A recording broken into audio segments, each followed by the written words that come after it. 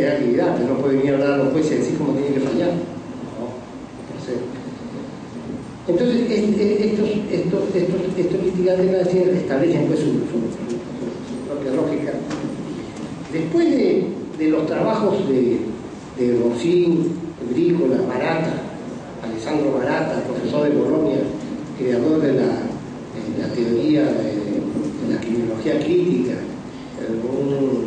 donde una señora Rosa Navila, que ahora es congresista de la República, desarrolla la tesis pues, de que la criminología crítica, según la parte todo el mundo es culpable, el delincuente también es de origen irradiable marxista, y me parece muy bien, pero con ella discrepo. No solo con ella, sino con Barata también. Estos crean la criminología crítica y crean el normativa. Ahí está perfecto.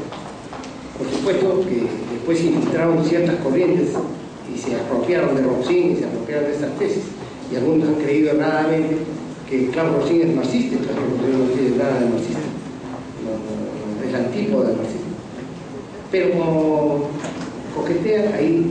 Después de ahí surge lo que yo llamo el funcionalismo. El funcionalismo de Rossin yo lo llamo postfinalismo político-criminal. Y después del postfinalismo político-criminal viene el funcionalismo avanzado.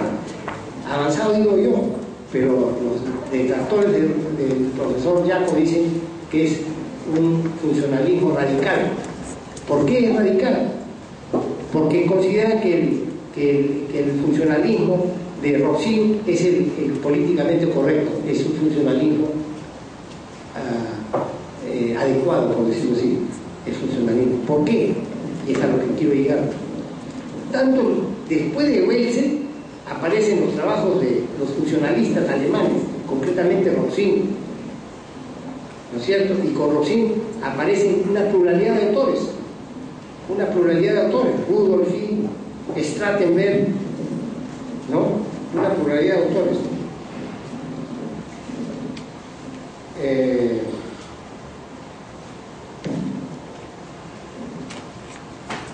Jürgen Baumann, Eva Braune, Walter Hanak, Arthur Kaufmann, Klug, Joachim Lampe, Lechner, Mayhofer, Klaus Rossin, Rudolf Smith, Luther Strattenberg, etc. Una pluralidad de autores alemanes.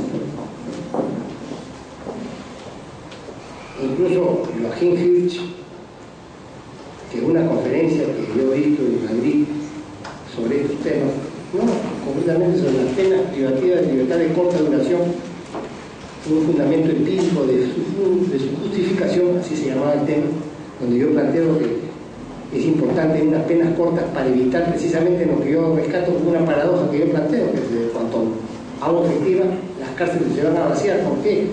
Porque corto de raíz, corto el asunto muy rápidamente con penas cortas. Bueno, el profesor Joachim Hirsch, profesor emérito, no sé, Colonia, me dice, profesor, yo estoy de acuerdo. Todos los profesores en Alemania están en desacuerdo con lo que usted está planteando, pero yo estoy de acuerdo con usted, me dijo el profesor Hirsch. Es un tema opinable, es un tema debatible.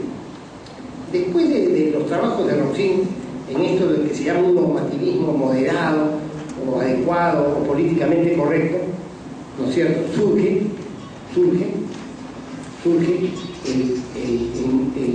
el funcionalismo avanzado, que llamo yo, y que los detractores, los enemigos, los oponentes allá, que llaman, entre ellos Schumann, llaman un funcionalismo radical.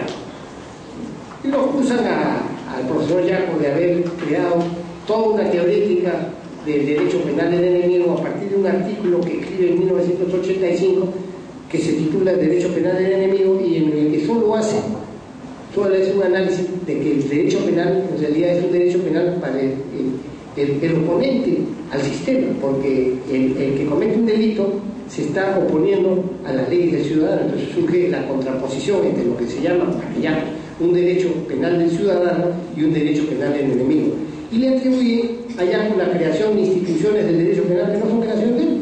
Ya el profesor también va a venir, Orts, ¿no? El profesor Orts va a venir el próximo mes, Polaino Orts, el hijo del doctor Polaino Navarrete, va a venir, y él tiene interesante, donde él aclara exactamente que el profesor Jacob está equivocadamente, erradamente atacado, ¿no es cierto? Han distorsionado su planteamiento, ¿no es cierto? Porque en realidad él no plantea un derecho penal del enemigo como alternativa, sino dice que el derecho penal en general es del oponente, del enemigo, en el sentido de contrapuesto al ciudadano, porque el ciudadano es el que cumple las normas y el enemigo es el que las transgrede.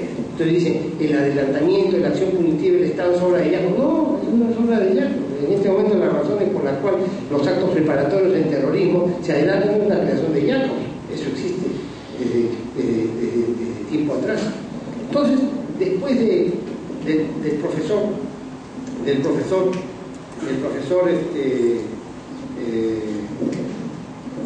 Roxy, a quienes siguen en España, el fallecido Barbero Santos, Enrique Bernal Corday, profesor de la Universidad Complutense, Francisco Muñoz Conde, profesor de Sevilla, Santiago Mil Puig, profesor en Barcelona, Emilio Octavio de Toledo, Gómez Benito y Susana Huertas Torcillo, profesor de la Universidad Pompeu Fabra de la vieja Estación Francia, aunque ahora está en otra parte, Luis Arroyo Zapatero, profesor, magnífico rector de la Universidad de La Mancha, Ignacio Verdugo Gómez de la Torre, Juan Terra, también de la Universidad de Salamanca, Juan Terradillo, profesor Peña, Felipe Oliver, traductor de los trabajos del profesor Roxy, Tater Schaff concretamente, José Ramón Serrano Piedecasas, José María Escribán, Mercedes García Arán, Atlante del profesor Muñoz Conde, Gonzalo Quinteros y el finado chileno Juan Busto Ramírez, que venido de Chile,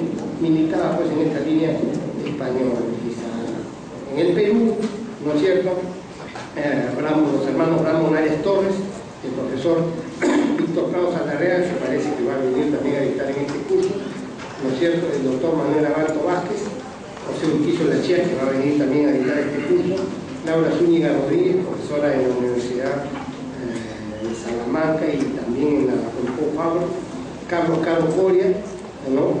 César Augusto Paredes Vargas, y en el funcionalismo moderado, Fidel Rojas Vargas, Felipe Vicencio Terrero, nuestro querido profesor de la Universidad de San Martín de Porres, Rodríguez Vélez, Iván Meini,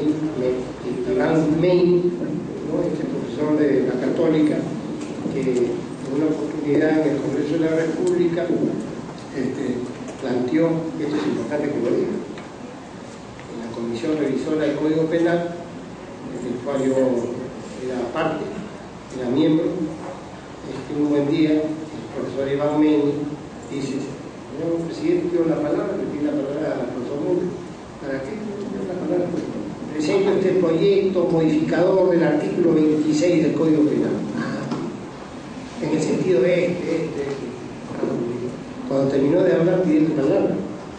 Quería pedir, señor Mundo, el presidente de la ONU, para agradecer y felicitar la rectificación del señor Iván Meini. ¿Cómo?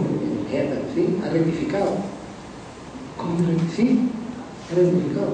Porque el señor Meini, como es procurador de anticorrupción, han estado metiendo presos a los ciudadanos al amparo del artículo 26 del Código Penal, en virtud del cual cabe la participación en delitos de funcionario público, en delitos de infracción de deber, en delitos de... No, un momentito, señor, un momentito, yo no me rectifico, así que un momentito, no he terminado, va a terminar, porque solo así, seguía hablando, porque solamente, ¿y por qué pide la rectificación? ¿Y por qué pide aclarar y redactar nuevamente el artículo 26? Porque tal como está redactado es imposible meter presos por complicidad no cabe complicidad en delito de infracción de deber. Pues es sin piso. Y sigue sin piso, por supuesto. Cada vez que se acuerda de mí se le humedecen los ojos. Pero no hace todo como autocrítica, porque hubiera dicho, señores, la verdad que hago autocrítica y jamás le digo meter preso a todos los que hemos perseguido y metido preso. ¿Por qué? ¿No? Como explicamos adelante. Lo cierto pues que eso se llama picada de águila, caída de pato. Cayeron como un pato. Y eso dio lugar a que no va a tomar la libertad, a propósito de lo que estamos hablando. porque esto sí no lo he dicho en la clase pasada, cuando inauguré el curso. Esto no voy a perder ni de decirlo, y de leerlo.